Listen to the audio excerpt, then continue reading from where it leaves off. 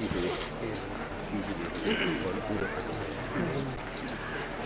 मंगल मंगल।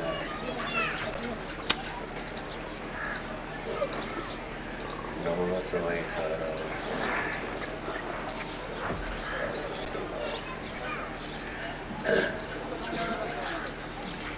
ऐसे समय सारी परमागम शास्त्र है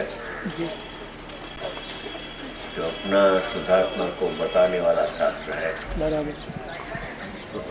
ये निमित्त रूप है यानी ये आत्मा है उपादान। तो जिनेंद्र भगवान की वाणी अपना शुद्धात्मा का स्वरूप को बताने वाली है।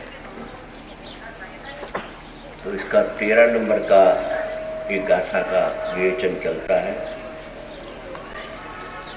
कि आत्मा को आज तक आत्मदर्शन यानी आत्मा की अनुभूति नहीं हुई है। कैसे आत्मदर्शन हो जाए, ज्ञान का नाश कैसे हो, इसका एक प्रकरण 13 नंबर की गाथा है। उसका पहला पारा पूरा हो गया, अभी दूसरा पारा चलेगा। बाह्य स्थूल दृष्टि से देखे जाए तो यानी अज्ञान से देखा जाए तो सम्यक ज्ञान से न देखा जाए અને अज्ञान से देखा जाए तो अज्ञान से देखा जाए तो क्या दिखता है वो पहले बताते हैं। बाह्य स्थूल दृष्टि से देखा जाए तो जीव पुद्गल की अनादि बंध पर्याय के समीप जाकर जीव और पुद्गल दोनों स्वभाव से भिन्न होने पर भी जिसका चेतन और जड़ का विभाग की दृष्टि नहीं है और दो के बीच में अत्यंत अभाव होने पर भी, अत्यंत भिन्नता होने पर भी अत्यंत अभिन्न लगता है, ऐसी अज्ञान की दृष्टि से देखा जाए तो अनादि बंध पर्याय के समीप यानी भाव बंध की समीप जाकर देखे तो या तो जो भाव इंद्रिय है इसकी समीप जाकर देखे तो एक रूप से अनुभव करने पर जो भगवान आत्मा और पुद्गल भिन्न भिन्न होने पर भी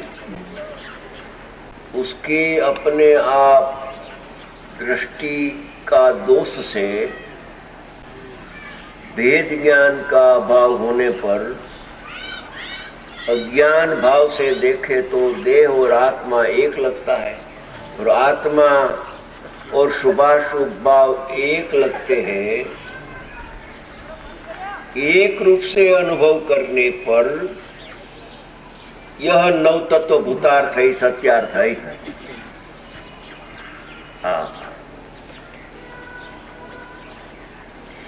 गाथा है क्या कि अभूतार्थ नहीं से तू नव तत्व को जान। आज तक अज्ञानी ने किया शू करू कि अभूतार्थ नहीं से नव तत्व को जाना कि जीव पुद्गल का करता है न पुद्गल से जीव का परिणाम होता है। अरे कभी कर्ता कर्म संबंध न हो तो कुछ नहीं, निमित्त नैमित्तिक संबंध तो है ने। तो ये नव तत्व अभूतार्थ नहीं से अनंत काल से जाना यानी नव तत्व से भिन्न आत्मा है ऐसा नहीं जाना। नव तत्व और भगवान आत्मा स्वभाव से भिन्न भिन्न है। एकत्व हुआ नहीं था भूतकाल में, अभी भी एकत्व हुआ नहीं है अने भावी काल में भी एकत्व होने वाला नहीं है, विभक्त है। तो भी अपनी दृष्टि का दोष से ये रागादि भाव और मैं एक हूं, ऐसी उसकी दृष्टि हो गई है। तो ऐसे देखो तो ये नौ तत्व भूतार्थ है न सत्यार्थ है, यानी अज्ञान सत्यार्थ है। क्या कहा?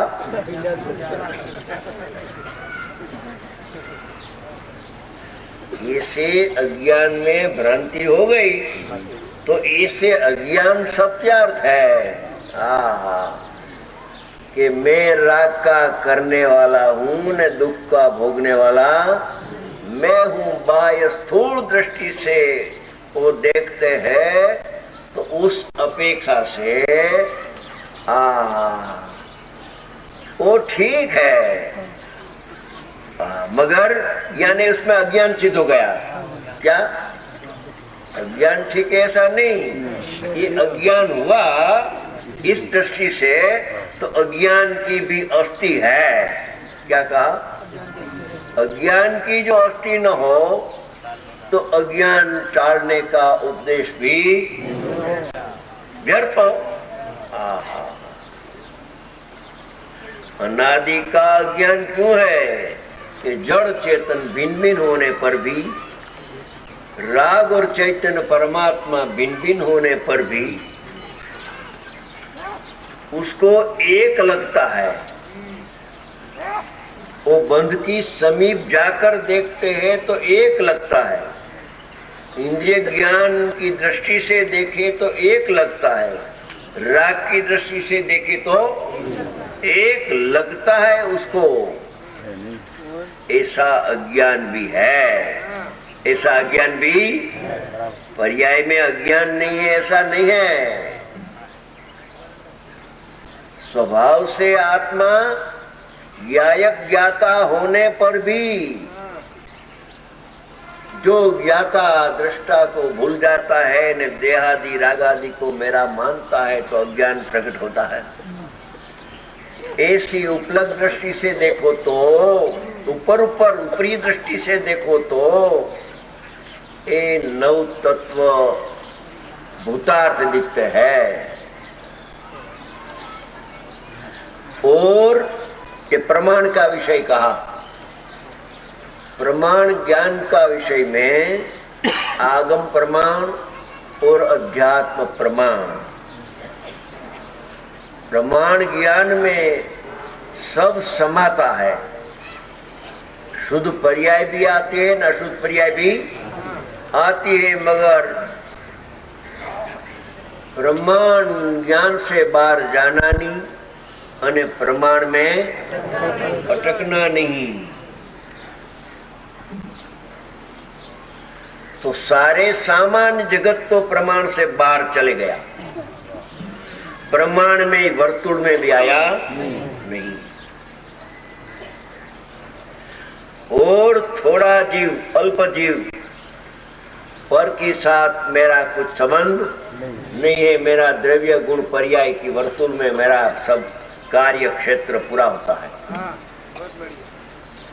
तो प्रमाण में आ गया, मगर प्रमाण में से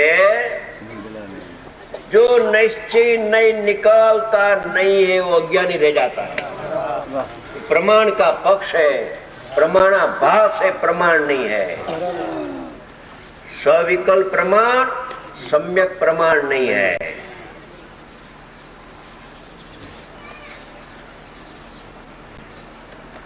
प्रमाण से मात्र पदार्थ की सिद्धि होती है, मगर प्रयोजन की सिद्धि होती नहीं है।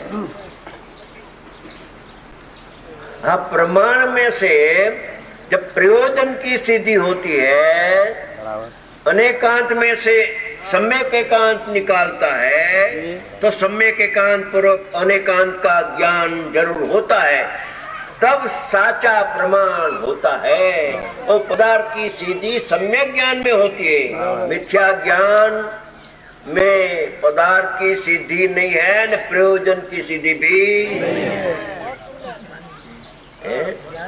ज्ञान ही नहीं। प्रमाण ज्ञान तो सम्यक ज्ञान है।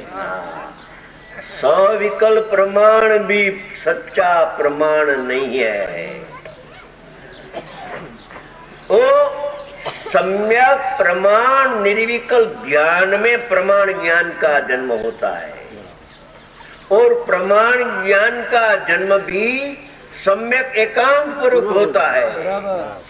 प्रमाण ज्ञान का विषय शुद्ध नहीं है, शुद्ध नहीं का विषय प्रमाण ज्ञान नहीं है। शुद्ध नहीं का विषय तो एकला शुद्धात्मा है, उसमें दृष्टि देने से सम्यक ज्ञान प्रकट होता है। और मैं ज्ञायक हूँ, ऐसे सम्यक एकांत पूर्वक अतीन्द्रिय आनंद का पर्याय का जन्म होता है, तो सम्यक एकांत पूर्वक अनेकांत का ज्ञान होता है। उत्पाद ध्रुव सत का पदार्थ का ज्ञान अनुभव में होता है। शादवाद का जन्म, अनेकांत का जन्म अनुभूति के काल में होता है। शास्त्र का लक्ष्य से शादवाद का जन्म होता है।